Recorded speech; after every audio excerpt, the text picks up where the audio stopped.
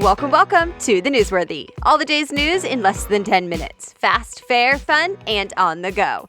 Today we're talking drama at the DOJ. The Attorney General has resigned, so what's next for the Russia investigation?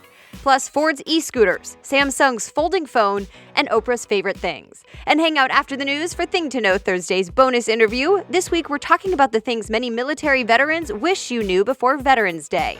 I'm Erica Mandy. Today is Thursday, November 8th. You ready? Let's do this. We start today with a shakeup in the Justice Department. That's happening right after Election Day. U.S. Attorney General Jeff Sessions has resigned, but not because he wanted to. The Wall Street Journal reports President Trump told him to. Sessions was once one of the president's biggest supporters, but once he recused himself from the Russia investigation, President Trump made it clear he is not happy about it. Remember, because Sessions recused himself, Deputy Attorney General Rod Rosenstein took over and appointed special counsel Robert Mueller. Mueller has been looking into any possible collusion between Russia and the Trump campaign during the 2016 election. But at least part of that is now changing. Sessions' top aide, Matthew Whitaker, will take over as acting Attorney General, at least for now. And Whitaker will apparently now be the one overseeing Mueller and the Russia investigation. The AP reports Whitaker has criticized that investigation in the past and has said it should be scaled back. He's even said in the past that he could see a scenario where the budget gets so small that it has to come to an end.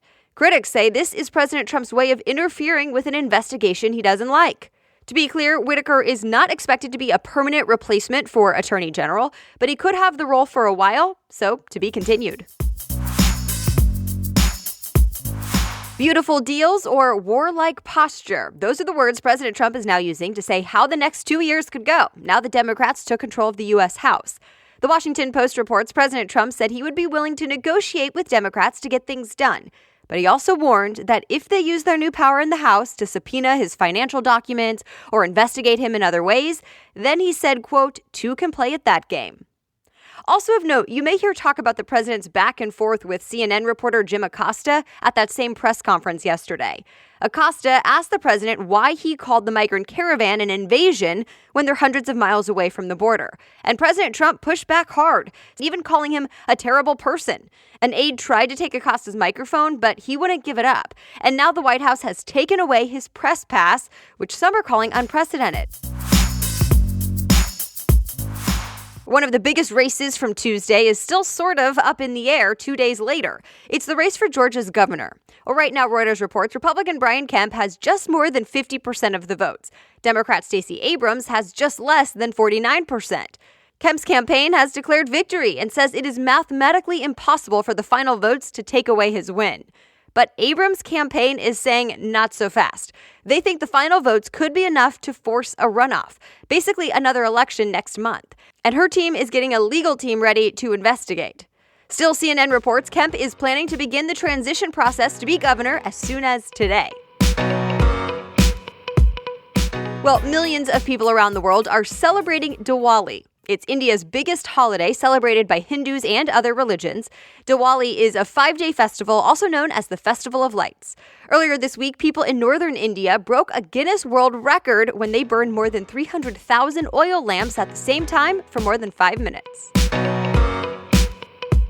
There are several more stories still ahead, but I want to take a moment to thank today's sponsor, the Neat Company. Neat is software that lets you better manage your expenses and spending. It helps you not only better manage it, but also find key information easily, providing real-time insights, and it helps you get rid of that time-consuming process of entering all the data from your documents.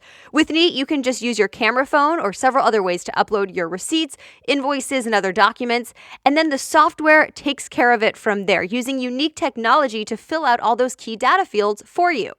This is great for small businesses, independent consultants, side gigs, or just anyone who has a lot of monthly expenses and wants to get them organized. And Neat keeps your critical documents in the cloud with bank-level security. It's almost the new year. Make next year's tax prep so much easier with the Neat Company, and you can get started now for free. The Neat Company is offering the Newsworthy listeners a free 30-day trial at neat.com/newsworthy.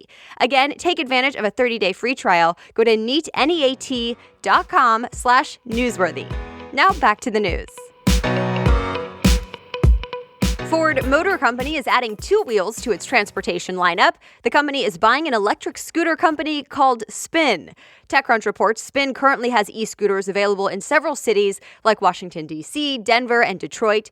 It initially launched in San Francisco, but like many other e-scooter companies, had its permit pulled, for now.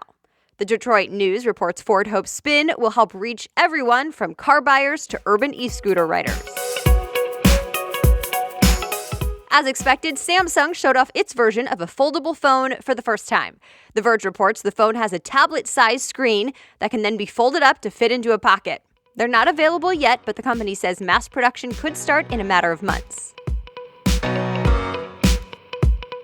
Looks like the Black Friday deals are already happening. Yes, Black Friday is usually the day after Thanksgiving, but this year stores are already rolling them out. Walmart now says holiday deals will be on Walmart.com as soon as today. And CBS News says Lowe's started Black Friday specials on November 1st. Amazon and Target already said free shipping has begun. Remember, experts predict holiday season sales will hit $1 trillion this year. By the way, Oprah just released her favorite things. It has 107 gift ideas this year, with everything from gardening tools to an Apple Watch. Even the holiday movies are starting to come out. This weekend, Variety predicts The Grinch will be #1 at the box office. It's the latest adaptation of the Dr. Seuss story. And if that's not your thing, you might be more interested in this. A movie is apparently in the works with ties to the AMC series Breaking Bad. That ended back in 2013. Stay tuned. That's it for the main news today, but it's now time for Thing to Know Thursday, where a different expert explains a different thing to know every Thursday after the news. This week, we're talking about military veterans. Veterans Day is this Sunday, November 11th. It's often observed on Monday. So I wanted to talk with experts about veterans issues, about misconceptions, about the best way to honor veterans this year. So we cover all of that ground. First, the deputy editor of the Military Times, Leo Shane, joins me. Leo covers Congress, Veterans Affairs, and the White House, focusing on military and veterans policies since 2004. He's also the co-host of the political Fallout Shelter podcast, providing the insider's perspective on military happenings on Capitol Hill. So first, here's my conversation with Leo Shane. Hi, Leo. Thanks so much for coming on the Newsworthy. Oh, anytime. So you wrote this week in the Military Times that we saw the biggest class of freshman veteran lawmakers since 2010, but overall veterans in Congress stayed about the same. So what do you take away from those statistics? And just explain why it is important for veterans to see themselves represented in Congress. Yeah, this has been something we've been talking about for a while, and we've heard from quite a few prominent lawmakers and political leaders about just using veterans as a way of breaking through some of the partisan divide and the political noise up here. Senator McCain, before he passed away, talked a lot about his hope for the future of politics was that more veterans would get involved again because there'd be a common bond and a common experience that folks would be able to use rather than get into some of the, just personal attacks and political fights that happen up here. So we've been tracking this, just the number of veterans that were up for election this year. There was more than 170 who had won primaries. When all the dust has settled, we've still got a few races that are undecided, but looks like we're going to have somewhere in the mid-90s in terms of veterans in Congress next session. Now, that's down just a couple from 2016 in that election, but we are seeing a pretty big freshman class, 17 veterans at least, who will be coming in brand new and bring some new perspective, some new views. We also have 3 new female veterans come in. There's only 4 female veterans in Congress right now. So both those are positive signs, and the folks I've talked to have said, look, this could be a turning point. We could start to see the younger generation of veterans, the Iraq and Afghanistan veteran of generations, really start to grab the political mantle and step up to that leadership role. We've heard a lot in recent years about problems at the VA. Where does that all stand? So from the veterans I talked to, the overall opinion of VA, it's tough for them to explain why it's important to have a VA system, but also why it's important to have some more choices and have some more flexibility. President Trump has talked quite a bit about the changes he's made to some outside care programs and for veterans' ability to just go to their local doctor and receive care, which is something that lots of veterans want to hear and want to talk about, want to have that opportunity, but also they want to make sure there is a system that knows the specialties of war wounds, that understands PTSD, that understands war amputations, that frankly just has a lot of veterans who they can talk to and maybe relate to better as a safety net and as a reliable place for them to go to. So, veterans groups and veterans as a whole, there's this idea of they want to educate the public more on VA so we can have more intelligent conversations about where to go with it and what changes need to be made. So let's talk a little bit about PTSD and suicide among veterans. What are some of the latest statistics, and do you think enough is being done at this point? Yeah, it's a really difficult topic because it's not a matter of just passing legislation and giving benefits to folks and fixing it. The latest estimates we've seen is for the youngest generation of veterans, somewhere around 20 to 25% struggles with PTSD and depression. For Vietnam veterans, some estimates put that as high as 30%. And I'm sure your listeners have heard the statistic that's quoted all over the place that 20 veterans a day in America take their own lives. Now, when it comes to post-traumatic stress disorder, there's a lot of misconceptions about what that is, and veterans that I speak with on a regular basis say they wish that they could explain to more people that PTSD isn't some scary, out of touch disease that's going to make them more violent and a threat to others. If you're in a car accident, you can have PTSD. If you see some traumatic event, you can be affected by that, and you can be affected by that for a month or two and learn coping mechanisms and get over it, or it can be something that really is debilitating for years of your life and may lead to suicide. So there's been a lot of research. VA has put a lot of effort into this, but over the last 10 years, progress is incremental because it's a difficult problem. It's not the same as diagnosing a broken arm, putting it in a cast and having it get fixed. And one of the things I always like to clarify is that Veterans Day is not the same thing as Memorial Day. Do you see a lot of confusion surrounding those two things? Oh, this is the huge pet peeve in the veterans community from the guys I talk to and the women I talk to. Memorial Day is really there to honor all the folks who have died in service of the country. And, veterans won't get upset if you thank them on Memorial Day. There is a lot of thought. 4th of July, there's a lot of folks who thank the military too. I think veterans understand the appreciation that the public is trying to show, but Memorial Day is a pretty sacred day for most folks who served in the military because of the friends and the family they lost. Veterans Day, while it started as Armistice Day and the end of the World War, it is a chance for us to take a bigger step back and just look at who veterans are, what have they done in the battlefield, but also what have they done when they return.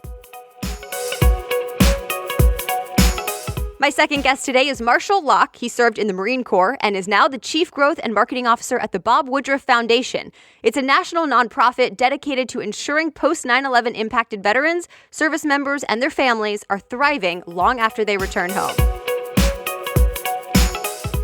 Hi, Marshall. Thank you so much for coming on The Newsworthy. Absolutely, Erica. Thanks so much for having me. It's my pleasure. What would you say is the best way that people can honor veterans? And if they do want to donate, what's the best way to go about that? Yeah, Erica, let me see if I can cover both of those because they're really important points. I think for the outreach to veterans, there's been a big outpouring of support around things like thank you for your service. I think Americans can go a step further and just ask that veteran about their service. Learn a little bit more about it. Ask about what encouraged them to serve in the first place? What was the biggest thing they took from it? Or what were some of the positives that came out of service? And how are they still serving today? That allows it to be more of a conversation. I think the other thing that can be really important is get to know who the veteran families are in your community. Simply knowing who has served. Maybe invite someone to a school or a church or other location just to talk about that if they're comfortable. Those are a couple of things. In terms of donating, there are some really incredible ways to do it. There are opportunities like donating frequent flyer miles to programs that help veterans travel, for example, having family members get to the bedside of a wounded veteran where they may be recovering. Our organization, certainly at the Woodruff Foundation, is an opportunity to see that donation go to best-in-class programs dealing with many of the areas that I mentioned before. And another one, just briefly this year, is our partners at the NFL have a program called Salute to Service, where every time the hashtag Salute to Service is used in early November, they're going to donate to 5 different veteran nonprofits, of which we are one. So those are just a few ways that folks can get actively involved with Veterans Day on the horizon. You'll find links to more information about both of our guests and their organizations in today's show notes at thenewsworthy.com. That's also where you can read more about all the news we talked about today. Just go to thenewsworthy.com, click episodes, and find today's date. Thank you so much for listening today, and please be sure to share this episode if you enjoyed it. And remember, The Newsworthy is ready for you by 4 in the morning every weekday, so I'll be back with more news tomorrow. Have a great day.